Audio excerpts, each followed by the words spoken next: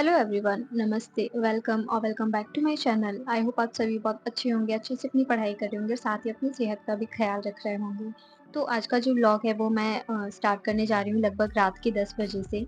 And अभी मेरा routine जो है ना वो मैं आपको वर्बली अभी बता देती हूँ। 10 बजे इतना लेट मैंने क्यों व्लॉग स्टार्ट किया है, क्योंकि मैं 10 बजे से 3 बजे तक मेरा नाइट स्लॉट होता है आजकल। आज जब मैं ये वीडियो शूट कर रही हूँ तब है वेडनेसडे एंड मुझे सैटरडे तक जो मैंने टॉपिक डिसाइड कर रखे हैं उनके शॉर्ट नोट्स कंप्लीट करने हैं। मैंने आपको पहले भी बताया था, मैंने एक बार दीनवाल पब्लिकेशन वाली जो बुक है उसको पढ़ लिया है एंड अब मैं उसके शॉर्ट नोट्स बना रही हूँ।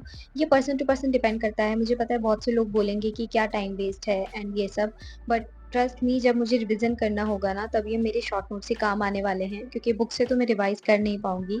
तो मैंने जैसे ये जो टॉपिक लिख रखे थे यहाँ पे, जो छोटे छोटे छोटे टॉपिक्स हैं उनको मैं पहले कवर कर रही हूँ, तो मैंने उनके लिए टारगेट दिया है सैटरडे तक का। सैटरडे तक मुझे जो भी ये 8-10 टॉपिक है उनके शॉर्ट नोट्स वगैरह बना करके।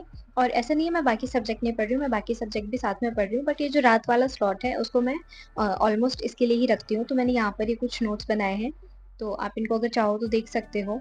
और वीडियो की क्वालिटी थोड़ी बढ़ा लेना ताकि आपको पढ़ने में आसानी हो। और ये जो ग्रीन कलर का हाइलाइटर आप देख रहे हैं ना, ये प्रीवियस ईयर क्वेश्चन मैंने हाईलाइट कर रखे हैं, तो मैंने उनको भी इसी में ऐड कर लिया है।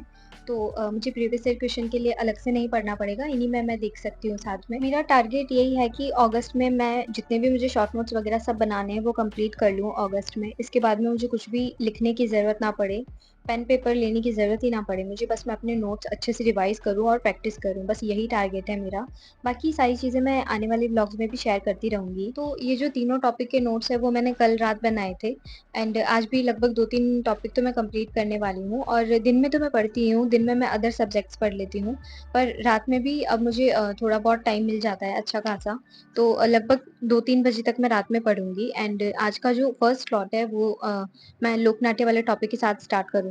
और मेरे पास ये कमेंट आया था जिसमें मैं जो दीनवाल पब्लिकेशन की बुक मैंने कंप्लीट करी है उसके बारे में इन्होंने डिटेल में मुझसे पूछा है, तो उसी के बारे में मैं थोड़ा-सा आपको बता देती हूँ। तो अभी जो मैं टॉपिक पढ़ने वाली हूँ मैं उसी के बारे में आपको बता देती हूँ। मैं पढ़ रही हूँ अभी लोकनाट्य। तो इसमें जैसे आप इसका एक बार रैपिड रीडिंग कर लेंगे ना तो उसके बाद में आपको इसको दोबारा पढ़ना पड़ेगा। फर्स्ट रीडिंग में आपको इसमें लाइन टू लाइन पढ़ना है, थ्योरी आपको बिल्कुल नहीं मिस करनी है, आपको लाइन टू लाइन चाहे वो चीज़ काम की है या नहीं है, जब आप उसका फर्स्ट रीडिंग करेंगे ना तब तो वो आपको पूरी अच्छे से पढ़नी है बुक। और चाहे आप रैपिड रीडिंग कर सकते हैं। और एक बार पढ़ने के बाद में एक बार मैं तो ऐसे ही करती हूँ कि एक बार मैं उसकी पीवाईक्यूज़ देख लेती हूँ, तो मुझे पता चल जाता है कि कौन कौन सा जो इसमें टॉपिक है वो ज़्यादा इंपॉर्टेंट है। इसमें भी सब टॉपिक्स दिए होते हैं ना टॉपिक के अंदर भी, तो उससे पता चल जाता है पीवाईक्यूज़ देखने से कि कौन सा सब टॉपिक ज़्यादा इंपॉर्टेंट है। तो एक बार पीवाईक्यू एनालिसिस कर लिए, फिर से वापस हम आएंगे बुक पे। एंड अगर आपको शॉर्ट नोट्स बनाने हैं तो आप इस तरह से बना सकते हैं। आपने पहले एक पैराग्राफ को पढ़ा, अब उसमें आपको लाइन टू लाइन देखना पड़ेगा कौन सी चीज़ इंपॉर्टेंट है। तो अगर फर्स्ट लाइन की हम बात करें तो इसमें जब हम फर्स्ट लाइन पढ़ेंगे तो इसमें ख्याल का जो प्रारंभ है वो 18वीं सदी से हुआ है, ये चीज़ बताई गई है। तो आप प्रारंभ लिख के आगे डैश करके 18वीं सदी लिख दो, बस। उसके बाद में पूरी लाइन लिखने की बिल्कुल ज़रूरत नहीं है। फिर आगे हम लिखेंगे लोकनाट्य की सबसे प्रिय विधा है, तो इसमें लिख देंगे सबसे लोकप्रिय विधा, बस। उसके अलावा कुछ लिखने की ज़रूरत नहीं है। इसी तरह से जो इसमें दिया हुआ है ख्याल एक संगीत प्रधान लोकनाट्य है, तो इसमें फिर डैश करके लिख देंगे संगीत प्रधान लोकनाट्य। और अगर इसका यहाँ पर अर्थ दिया हुआ है शाब्दिक अर्थ, तो सिर्फ शाब्दिक अर्थ लिख के आगे डैश करके खेल लिख देंगे।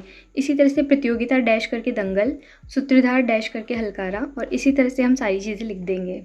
तो सारी ही चीज़ों पर यही पैटर्न मैं अपनाती हूँ।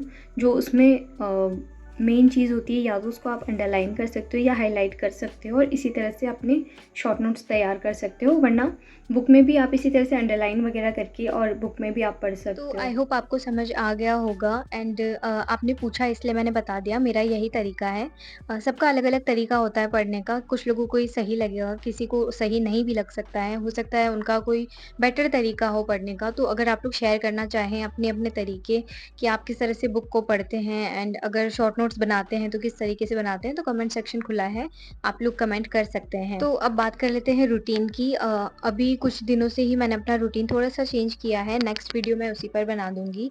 और इसमें काफ़ी अच्छा खासा टाइम मिल जा रहा है, बॉडी भी थक नहीं रही है, बहुत ज़्यादा मतलब ऐसा फ़ील होता है ना कि पढ़ते टाइम नींद वग़ैरह आ रही है, तो वैसा भी कुछ नहीं हो रहा है, काफ़ी अच्छे से पढ़ाई हो रही है। एंड मैं आप लोग के साथ में नेक्स्ट वीडियो में ज़रूर शेयर करूँगी पूरा रूटीन मॉर्निंग से लेकर के नाइट तक का। तो इसमें मैं 7 बजे से लेकर के और रात के 3 बजे तक का आपको पूरा रूटीन बताऊँगी नेक्स्ट वीडियो में।